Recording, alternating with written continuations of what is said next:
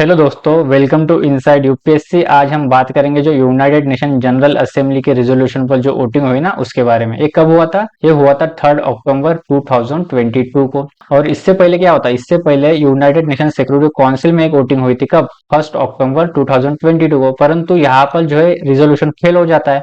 तो इसीलिए अमेरिका क्या करता है, यूनाइटेड नेशन जनरल असेंबली में वोटिंग करवाता है यहाँ पर फेल होने की वजह से। ठीक है, तो अब एक सिंपल सा क्वेश्चन होगा कि सर वोटिंग क्यों हुई? ठीक है, तो वोटिंग हुई रशिया यूक्रेन वॉर के वजह से। ठीक है, क्या करता है रशिया जो यूक्रेन के कुछ क्षेत्र पर जो इनलीगली कब्जा कर लेता है, तो इसी पर जो है वोटिंग होती है। जो रशिया द्वारा इनलीगली कब्जा कर लेता है, क्या ये रशिया द्वारा किया गया सही काम है, क्या गलत काम है, तो इसी पर जो है वोटिंग हुई थी। भारत ने क्या किया, भारत ने इस वोटिंग में अब्सटेन किया। अब्सटेन का सिंपल सा मतलब होता है कि ना ही हमने यूक्रेन के समर्थन में वोट किया, ना ही हमने रशिया के समर्थन में वोट किया।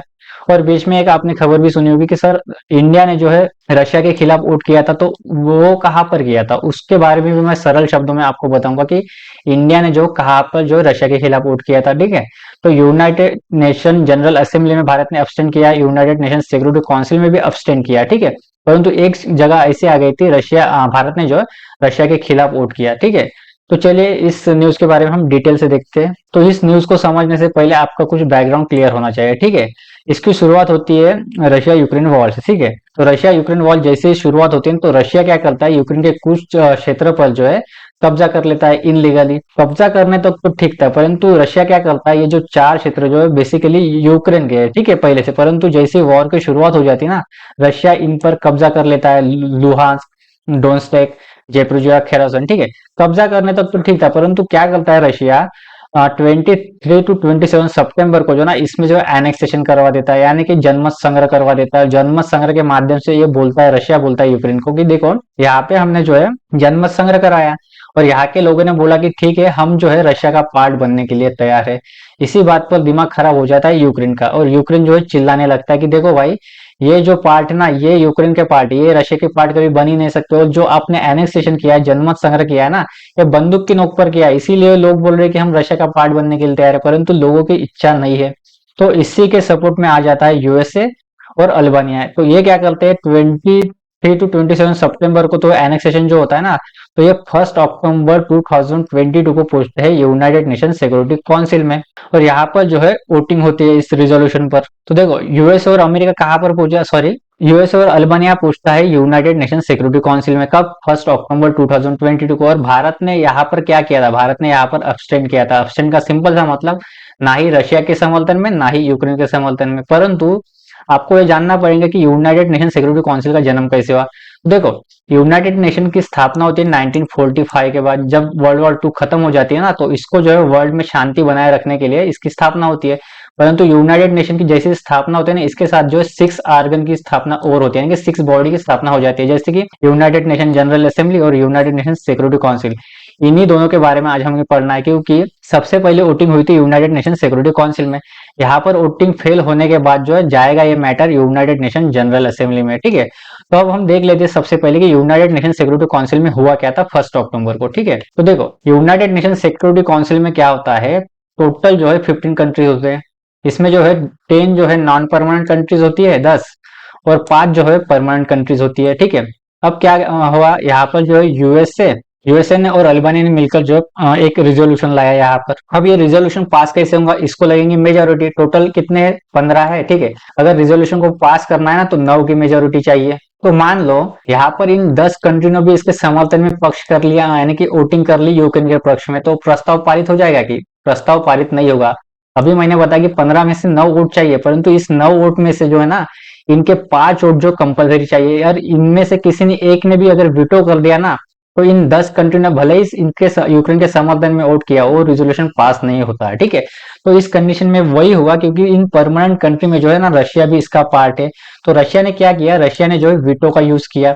और भारत को अच्छी तरह से पता था कि रशिया इसका परमानेंट मेंबर है, और रशिया जो है वीटो का इस्तेमाल यहाँ पर करेगा। तो इसलिए भारत ने यहाँ पर क्या किया, यहाँ पर जो अब्सटेंड कर दिया। और अब्सटेंट का मतलब ना ही यूक्रेन के पक्ष में वोट किया, ना ही रशिया के पक्ष में वोट किया।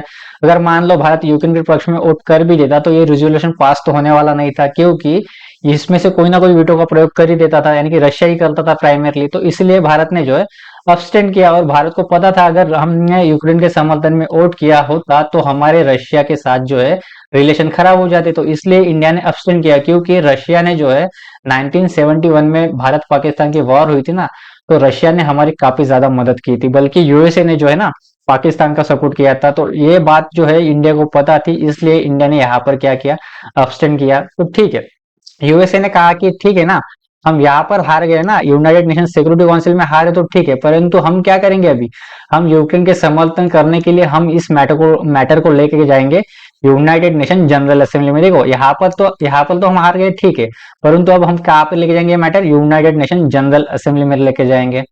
तो देखो यूनाइटेड नेशन जनरल असेंबली में क्या है, 193 कंट्रीज है, ठीक है, यहाँ पर फेल हो गया यूएसए, तो अब यूएसए ने बोला कि ठीक है, यहाँ पर आपके पास रशिया के पास वीटो का पावर है, ठीक है, यहाँ पर तो आप हमको फेल कर सकते हो, परंतु यहाँ पर क्या होता है, जनरल असेंबली में किसी के पास जो है वीटो का पावर नहीं होता, हर कंट्री के पास जो है अपना एक एक वोट होता है, ठीक है, यानी कि टोटल वोट कितने हो जाएंगे, 193।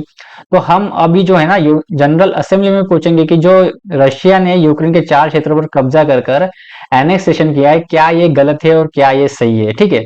तो इसी चक्कर में रशिया क्या बोलता है कि ठीक है, आप यहाँ पर वोटिंग करना चाहते हो ना, 193 कंट्री जो है इनसे वोटिंग करवाना चाहते हो, तो रशिया बोलता है कि वोटिंग होगी, बिल्कुल होंगी, परंतु वोटिंग जो होंगी ना सीक्रेट बैलेट के माध्यम से होंगी। तो रशिया का कहना होता है, रशिया एक प्रस्ताव पारित कर देता है कि कौन कौन चाहता है कि सीक्रेट बैलेट के माध्यम से वोटिंग हो और कौन हमारे साथ है, ठीक है।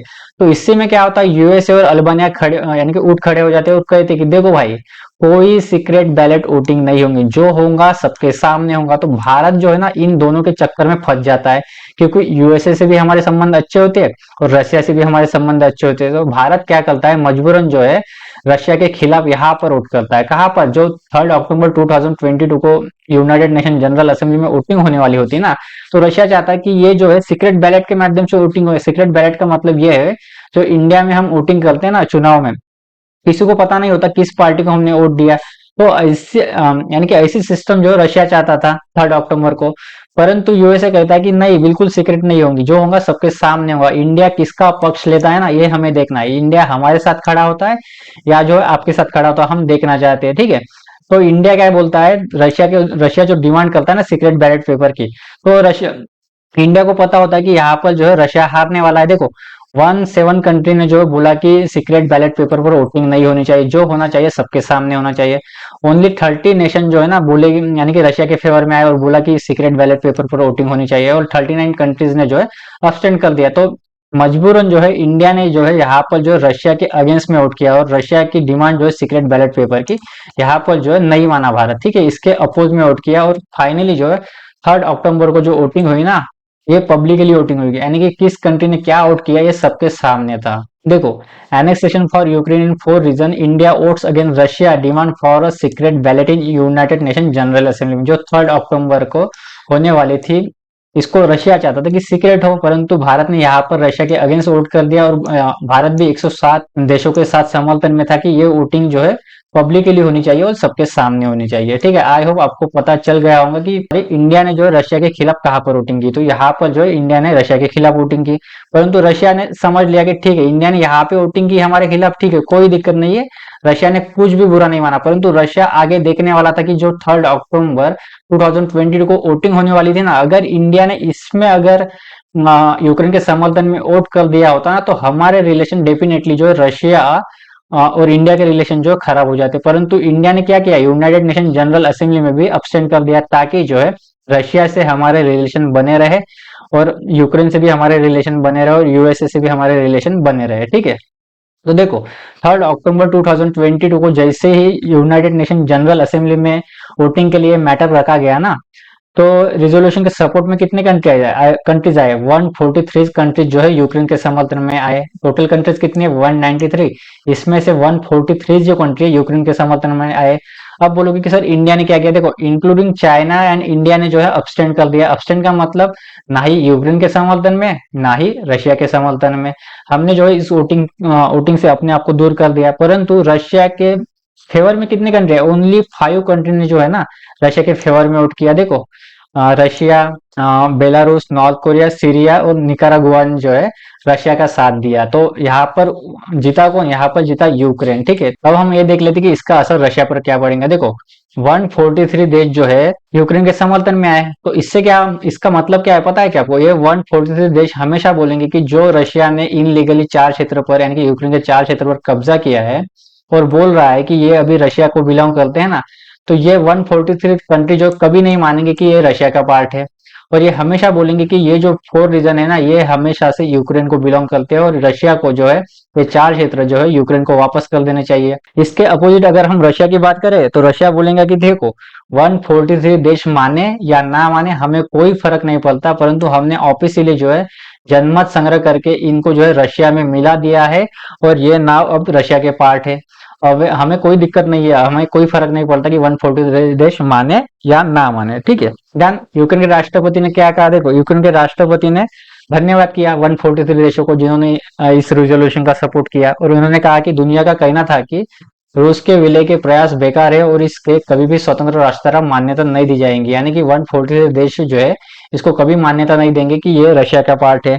और उन्होंने कहा कि यूक्रेन अपनी सारी जमीन वापस लेगा, यानी कि जो 4 क्षेत्र पर जो है रशिया ने इनलीगली कब्जा किया ना, वो आगे युद्ध के माध्यम से जो इन 4 क्षेत्रों को जो हम वापस लेंगे। तो ये यूक्रेन के राष्ट्रपति का टांस था। ठीक है, तो आई होप दोस्तों ये टॉपिक आपको समझ में आ चुका होगा। ये वीडियो यहाँ पर हो जाती है समाप्त। मिलते हैं एक अगले वीडियो में एक करंट टॉपिक के साथ। Thank you for listening.